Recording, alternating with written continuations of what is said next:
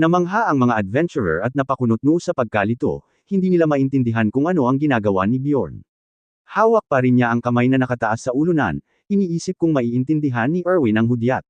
Wala siyang marinig dahil masyado na itong malayo, ngunit dahil wala na rin siyang ibang pagpipilian, nagpasya siyang pagkatiwalaan na lamang ito. Tumakbo siya pasulong, handang atakihin ang mga adventurer na nakatayo sa kanyang harapan. Napakurap ang pinuno ng grupo, nagulat sa biglang paglapit ni Bjorn, at sa huling sandali ay naitapat pa niya ang kanyang espada sa harapan upang tangkaing salagin ang pag-atake ni Bjorn. Nakaangat ang kanyang kalasag, at buong lakas na bumangga ang pangunahing tauhan sa kanya, kasabay ng irap at sigaw ng pagsisikap.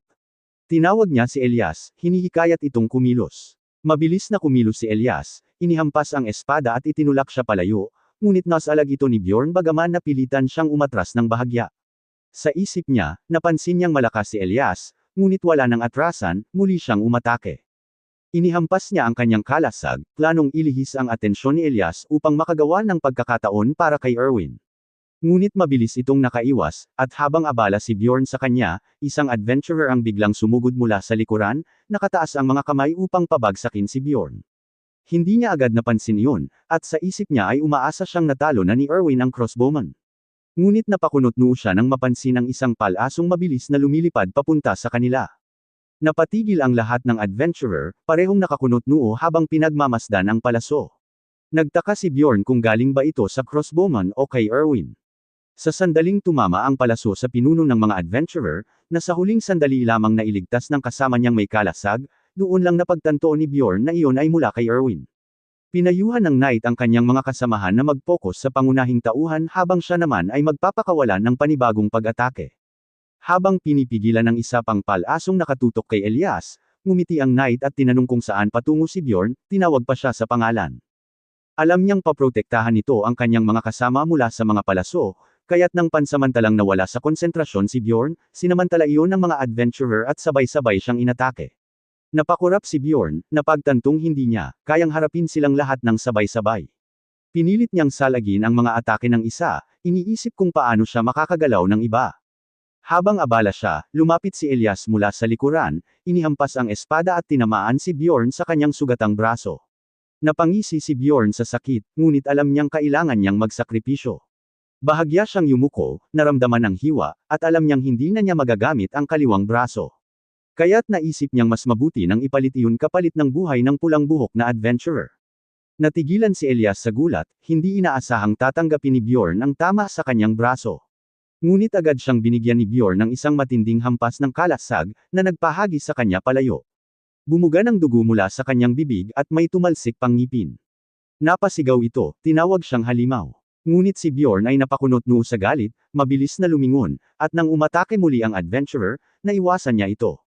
Tumusok ang espada sa lupa, hindi siya tinamaan. Umatras ng bahagya si Bjorn, itinapat ang kalasag sa harap, handang depensahan ang sarili. Napakunot-noo si Elias, hindi inaasahan ang ganoong kilos. Muli itong umatake, ngunit sa pagkakataong ito, isang naglalagablab na atake ang dumating. Inutusan ng knight si Elias na mag-focus, nangakong siya na ang bahala sa pagharang. Napangiwi si Elias, habang ang knight ay sumigaw, pinipigilan ang apoy sa kanyang kalasag. Napansin ni Bjorn ang nangyari at sa isip ay pinuri si Erwin. Napangiti siya ng bahagya, karapat-dapat iyon sa knight. Tinawag niya ito, tinanong kung akala ba nito'y kaya niyang salagin ang lahat. Habang si Elias at si Bjorn ay muling sumugod sa isa't isa, itinapon ng knight ang kanyang kalasag, nagmura, at sinubukang alisin ang apoy dito. Samantala, naisip ni Bjorn na hindi ordinaryong mamamana si Erwin, kundi isang tagagamit ng espiritu. Habang abala pa rin ang knight sa pag-apula ng apoy, muling binitawan ni Erwin ang isang palaso na tumama sa balikat ng knight. Napasigaw ito sa sakit at napahawak sa kanyang sugat. Muling sumugod si Elias, inihampas ang espada, ngunit nasalag ito ni Bjorn gamit ang kalasag. Sa gilid, ang pinuno ng grupo ay humihingal, na pagtatantong laganap na ang kaguluhan. Tumayo siya at tumakbo palayo, sinasabi sa kanyang mga kasamahan na siya na ang bahala kay Erwin. Nakita iyon ni Bjorn at napamura sa isip. Habang tinatanggap ang isa pang hampas sa kalasag, narinig niyang inutusan siya ni Elias na sumuko. Ngunit nagpa siya si Bjorn na manalig kay Erwin. Ipinirmi niya ang mga paa sa lupa, huminga ng malalim, at tumakbo pasulong. Nagulat si Elias, hindi inaasahan ang biglaang pagsugod. Sa huling sandali, iniba ni Bjorn ang posisyon ng kalasag at inihampas ito ng buong lakas. Ngunit dahil nakaiwas si Elias, ang tinamaan niya ay ang knight. Tumilamsak ang dugo sa hangin, napasigaw ang knight at tumilapon palayo. Napamura si Elias, pinigilan ang galit, at muling inatake si Bjorn, na mabilis namang nakaiwas. Sinabihan niya si Elias na mag-isa na itong natira. Pawis na pawis si Elias, at sa isip ni Bjorn, inamin niyang malakas talaga ito. Hindi niya maintindihan kung bakit ito nakipag-alyansa sa ganitong grupo, ngunit nagpatuloy ang laban. Nagpalitan sila ng mga hampas, pareho ng pagod. Napansin ni Bjorn na tila pinatatagal lamang ni Elias ang laban, parang hinihintay ang pagbabalik ng pulang buhok na kasama nito. Ngunit napangisi siya sa isip, sinabing hindi iyon mangyayari. Nagkunwari siyang aatake, ngunit inihagis niya ang kalasag. Hindi inaasahan ni Elias ang ganoong galaw. Tinamaan siya ng kalasag, napasigaw sa sakit, at bago pa siya makabawi, sinunggaban siya ni Bjorn sa kwelyo. Bahagyang iniangat ito, humihingal at seryosong nakatingin. Ngayon, sabi niya, gagawin ko ito sa ibang paraan. Itinaas niya ng mas mataas si Elias, at nang tumapat ang leeg nito sa kanyang bibig, nagtanong siya ng malamig, akala niyo ba mamamatay lang ako ng ganun kadali?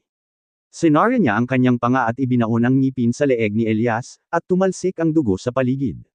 Ibinagsak ni Bjorn ang katawan, hingal na hingal, pinunasan ang dugo sa kanyang mukha, at malamig na tinitigan ang mga natalong kalaban. Maya-maya, tumakbo si Erwin palapit, tinatawag siya ng may pag-aalala. Ayos ka lang ba? Tanong nito, luha ang mga mata. Tinitigan siya ni Bjorn, na pagtantong mahusay din ang ginawa nito. Natatakot si Erwin dahil sa mga sugat niya, at sinabi nitong uminom siya ng potion. Napakunot noo si Bjorn. Talaga bang kailangan? Tanong niya. Ipinaliwanag ni Erwin na mas epektibo kung iinuman kaysa ipahid.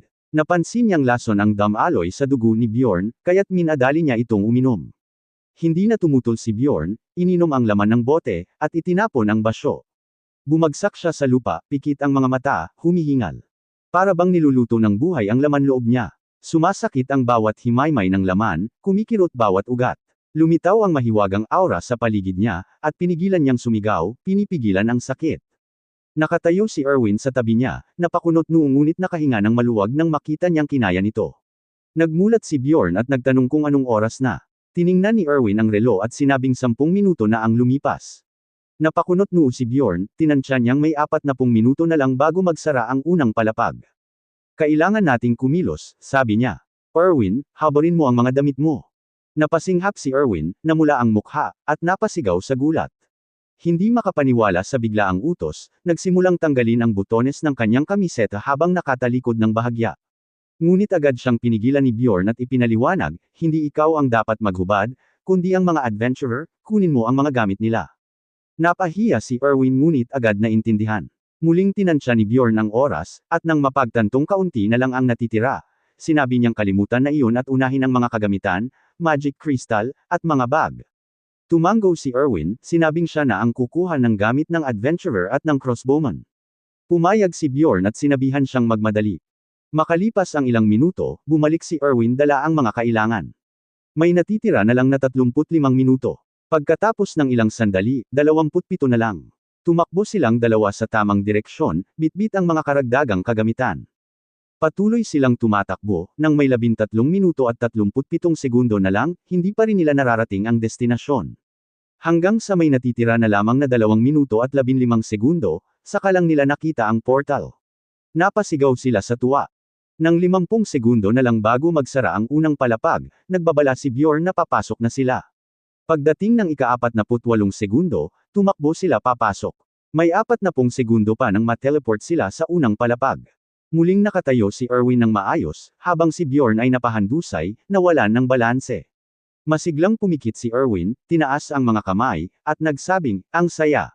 Ngunit napakunot noo si Bjorn, hindi natuwa sa ideya na muli silang itinapon ng maze. Hindi niya maunawaan kung paano laging nakakatayo si Erwin ng maayos sa bawat teleport.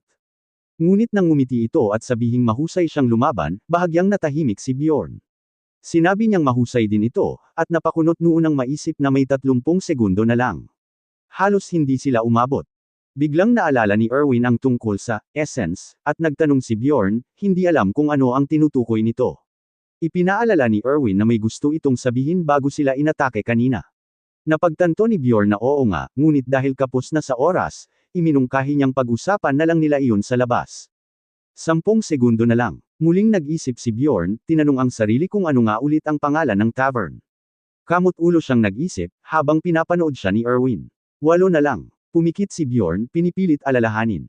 4 na segundo na lang, at bigla niyang naalala, ang Black Whale Tavern. Ngumiti si Erwin at tumango. Magkita tayo roon. Sabi niya. Pagpatak ng huling segundo, inanunsyo ng sistema na nagsasara na ang labyrinth. Kumislap ang liwanag sa paligid nila, at sinabi ng sistema na malapit na silang mateleport sa Ronia.